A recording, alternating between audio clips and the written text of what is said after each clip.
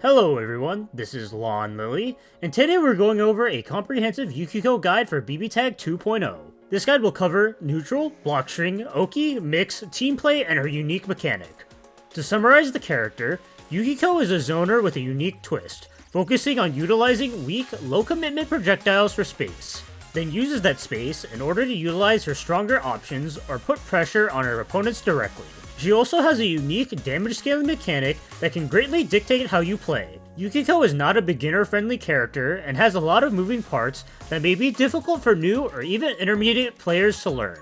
You will need to learn her weird zoning, resource management, understand game states, and be creative with your own team comp. If you're interested in learning the character, you've come to the right place. And with that, let's get on to the guide.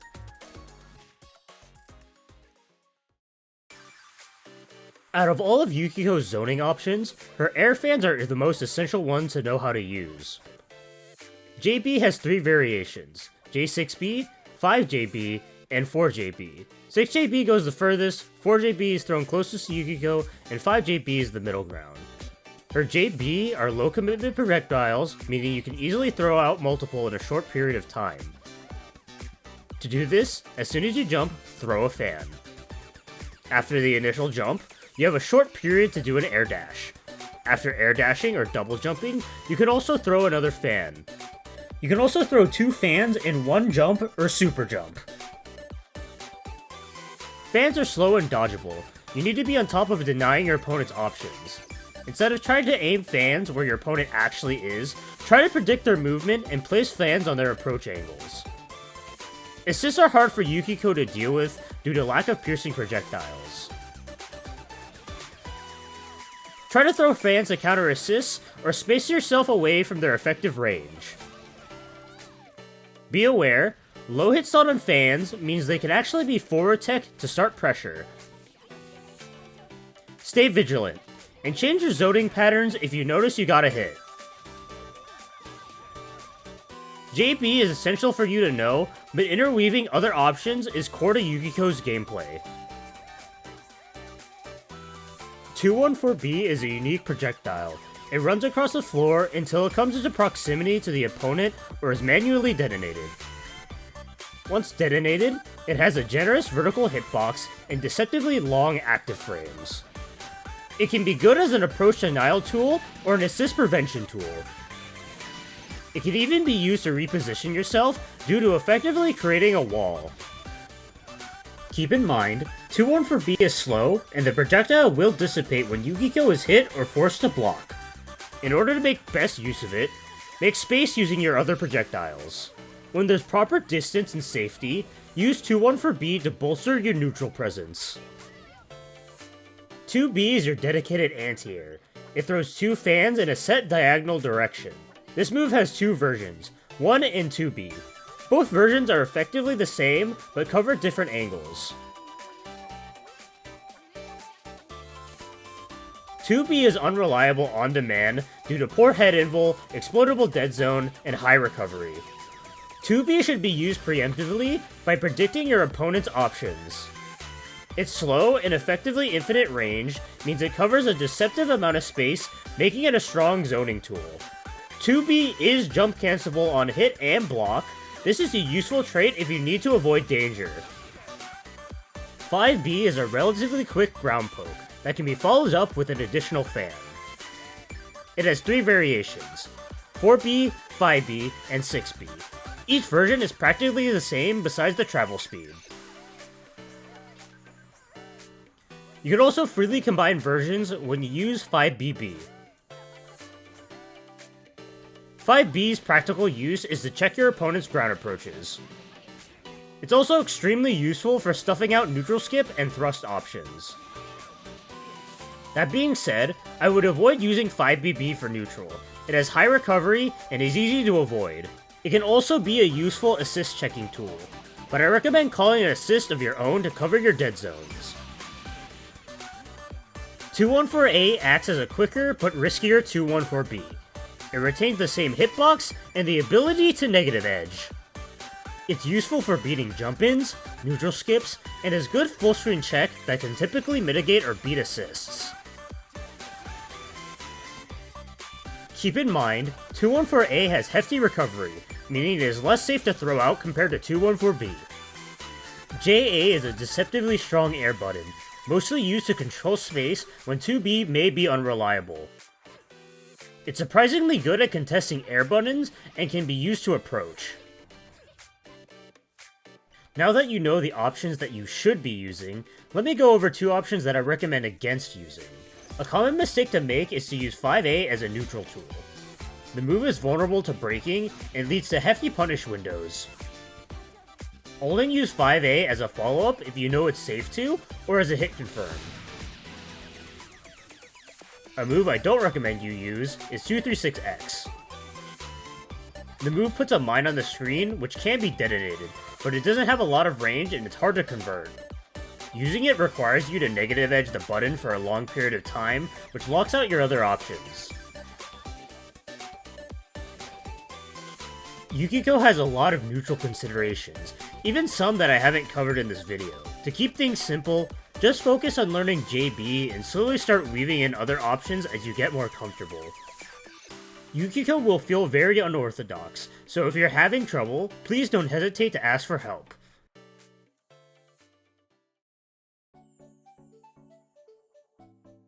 Yukiko's block strings revolve around using her persona alongside projectiles to create hard to get out of pressure. She has interesting rebeats. For example, you can rebeat 5B and 2B twice in one string. 5A can be rebeat into from 2B, 5B, and 5BB. However, you cannot rebeat into 2A from most options. 4A has similar restrictions. 4A and 2A can only be rebeat into each other, and you can only reuse either once. 2C will lock out all A and B normals. You will be mainly relying on Yukiko's 5A string to structure pressure, since it's resistant to push block. The most valuable point of which is 5AA, since it's jump cancelable. From here you can attempt to overhead check with JC, create distance or pressure with projectiles using a backwards air dash, close the distance by air dashing forward. This can even make a sandwich at some ranges, or just go into the next move for a low check. From any point you can also go for 214B to reset pressure, 214C to continue pressure since it's very plus on block. You can even intentionally whiff 2C or 22C to improve frame advantage and reset pressure. Unfortunately, a lot of Yukiko's options can easily be called out by a reversal. You can bait these options by doing an empty jump, or purposely leaving an opening. If all else fails, safely returning to neutral by ending the auto combo isn't a bad idea. In the corner, 2C can be used for frame traps or pressure resets since it's -4. You can also reliably use 2B, which is another jump cancel point that can be used in the same way as 5AA. 4A and 2A are useful blockstring starters, but don't have much use outside of that due to limited gatlings. That's most of Yukiko's blockstring options. Learn to weave everything together to create efficient offense.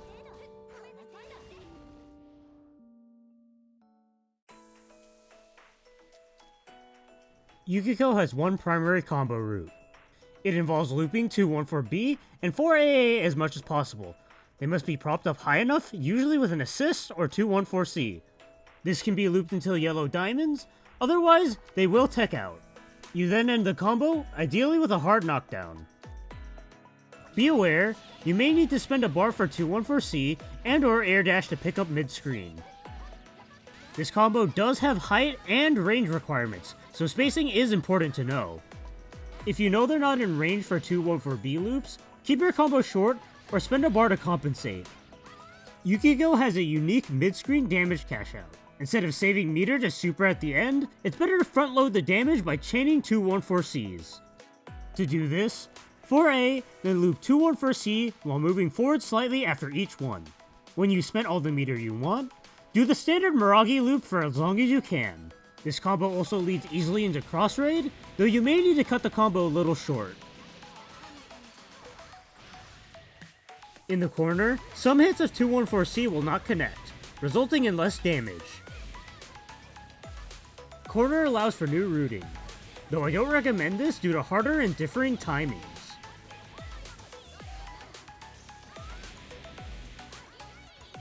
Those are the basics you need to know for Yukiko's combos. For reference, here are some routes to practice.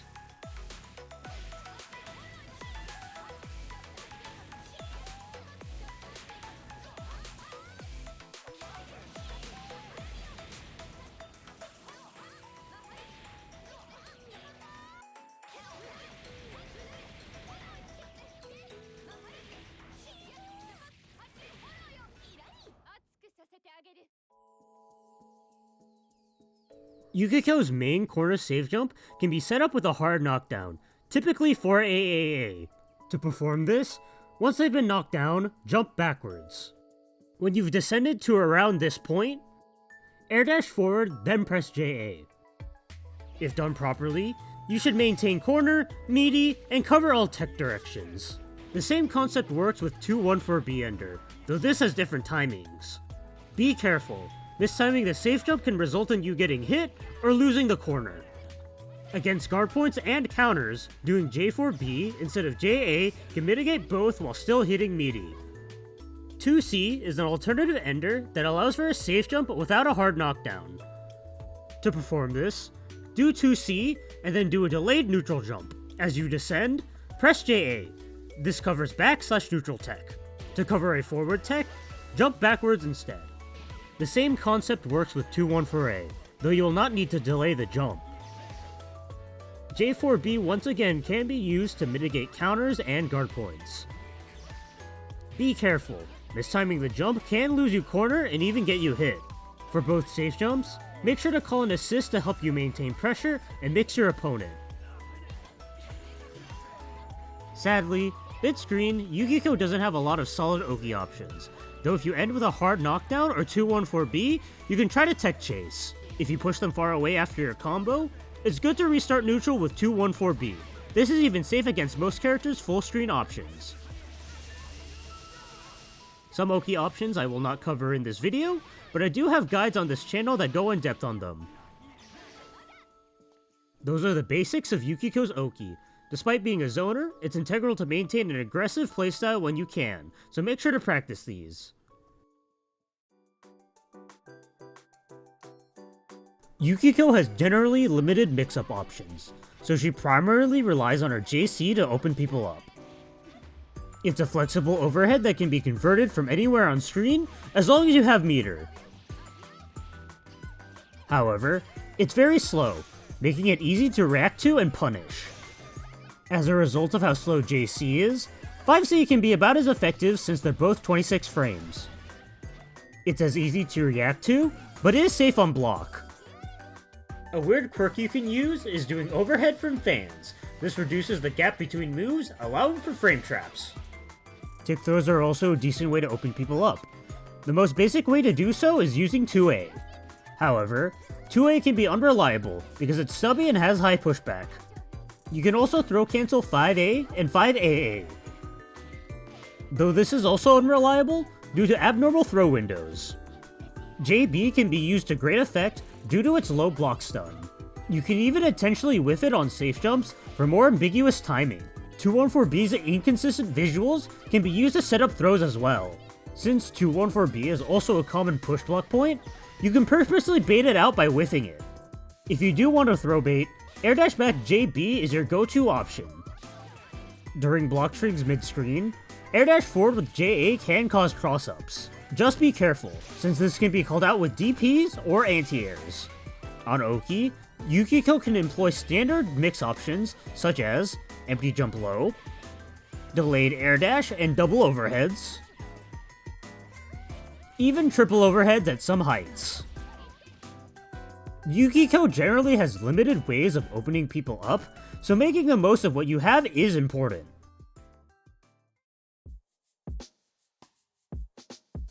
In this section, we'll go over how to best use Yukiko's tools with your partner. Let's start with her assists. First is 5P, which is her most standard assist. It's a persona-based move, and therefore has displacement properties and can be broken. It's a relatively fast assist that can be used as a neutral poke to stop approaches or to start pressure. It can also be used to convert off moves, maintain pressure, or to keep unsafe moves safe. Utilizing all its unique properties can help create interesting CC sequences that will be difficult for your opponent to get out of, while still maintaining your ability to mix. Next is 6P. It has a large vertical hitbox, hits full screen, and gains a fire level. While the hitbox is big, it does have a noticeable dead zone above it that can be super jumped over. It's hard-coded to whiff against crouching opponents. It also whiffs if your opponent uses a move that is considered in the crouching state. 6P is a slow assist, meaning that it can get hit out easily if you're not careful. In order to properly utilize it, you must protect it. This can be done by stopping the opponent's approaches with long-range buttons or projectiles. This can be done by controlling enough space to prevent your opponent from acting safely, or by applying direct pressure to them. When up close, 6P can help you as a pseudo-lockdown tool since your opponent is incentivized to crouch or get hit by it. In sandwiches, 6P can be used as it has a deceptively long AS window. 6P promotes a symbiotic relationship between Yukiko and her partner. In exchange for protecting 6P, the point character gets a strong space control, pressure, and approach tool, while Yukiko gets to ramp up her fire levels without tempo loss.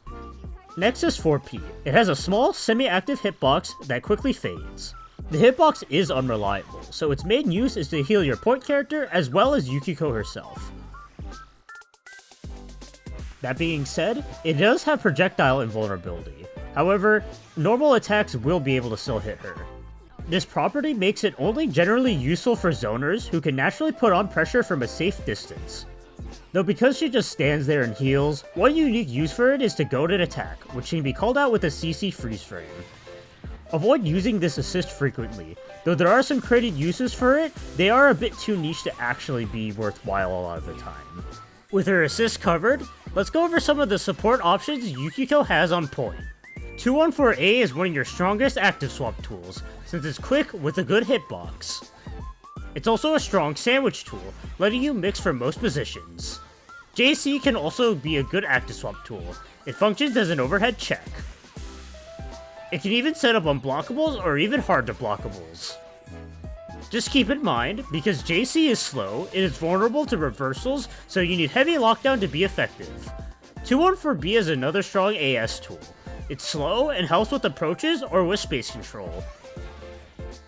Just keep in mind, you lose the ability to manually detonate it, meaning it can be completely avoided. Fans are also a decent AS tool. It's best used to quickly swap Yukiko out.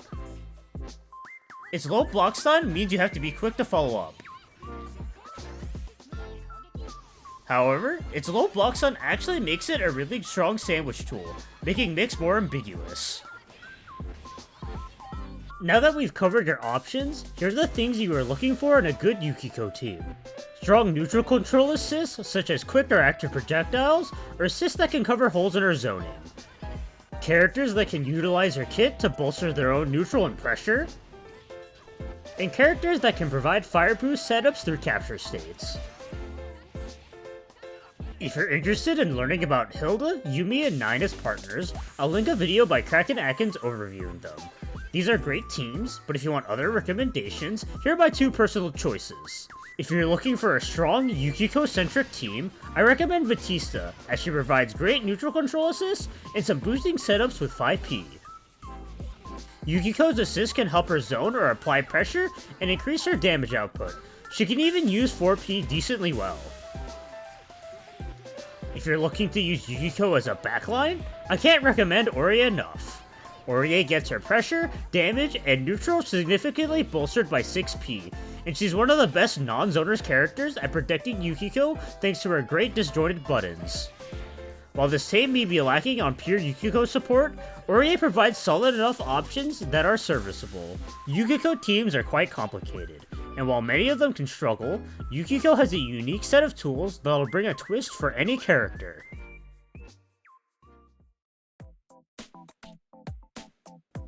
Before we end the guide, I want to take some time to talk about Yukiko's most unique mechanic, fire levels.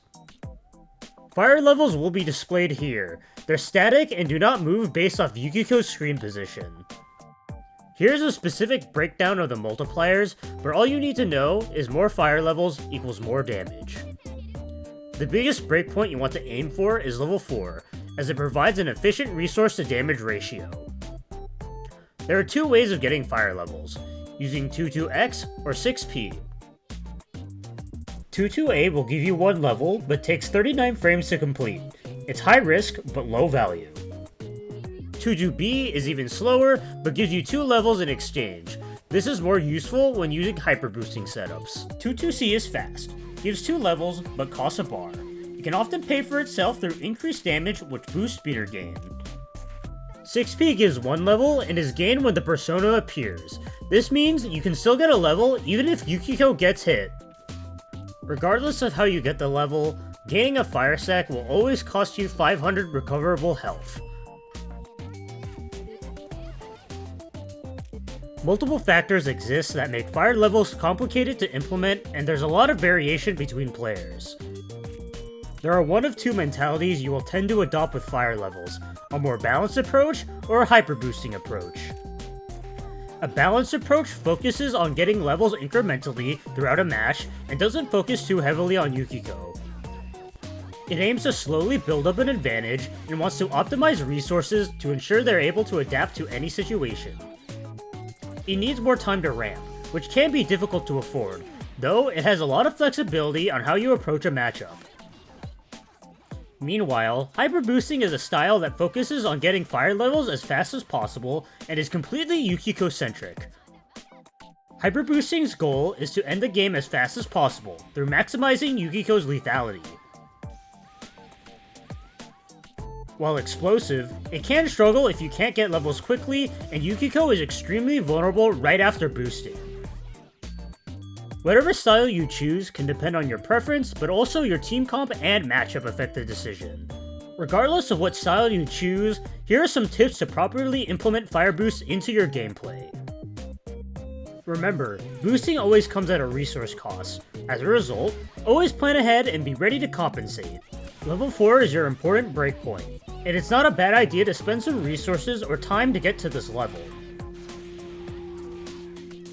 If you need fire levels quick, use 22C. It has fast startup, recovery, and is projectile guard point. 22C is far safer than the alternative. 22A and 22B will typically get punished since it's easy to call out. Be aware of your opponent's health, and don't overboost. You may need less levels to kill than you think. If you're not sure what style is best for you, I recommend balanced. It's easier to pilot and has more mistake allowance. It also forces you to become more comfortable playing Yukiko in unideal conditions, which I think helps with learning. Of course, if hyperboosting is your preference, then go for it. Just be aware it is far more polarizing compared to balanced. If listening to this section does affect your team choice, here's a small guide on which partners emphasize which style. No player perfectly fits into the two playstyle molds, so you can experiment and see what fits for you. This should hopefully give you a good idea on how to start playing Yukiko. Admittedly, it is hard to cover everything I think you should know into one video. If you're interested in a more in-depth look at Yukiko, I will link a primer created by BBTAG in the video description. If you're interested in watching Yukiko players, please check out her page on Replay Theater. If you're a new player, or just someone interested in getting better, please check out the Intertwining Fates Discord server.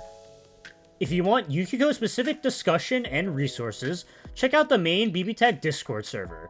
If you need help, I am in both servers. I hope this guide was helpful, and good luck playing Yukiko. Special thanks to Midori and E30 for helping me on this video.